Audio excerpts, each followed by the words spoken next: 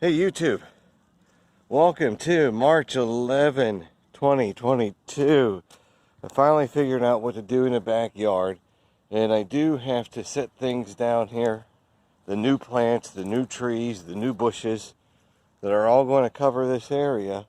I do have to set them in a kind of a stepped approach here based on the lines on contour here that I'll continue to dig out.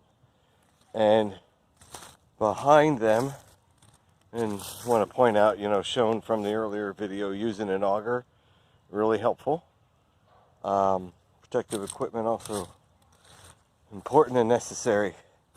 So this is just a marking where something would go, but there's a log behind here, and then soil build up, and then soil and compost, straight kitchen compost from today's compost down at the very bottom, about a foot down below the surface, and then here we're built up about 6 inches above surface level so far.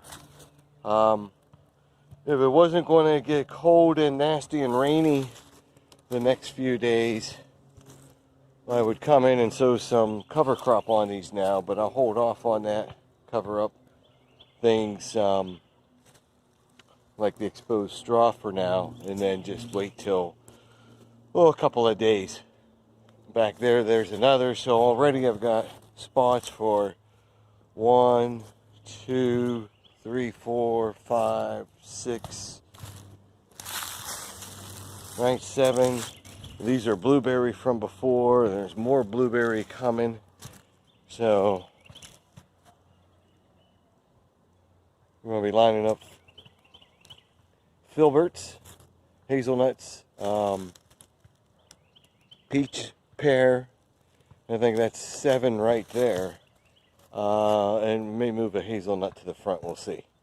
But again, having a break in the weather, taking advantage of it, get ready for spring so I can get my backyard here reset in time. And the catch is the plants are already here, so I've got to hustle.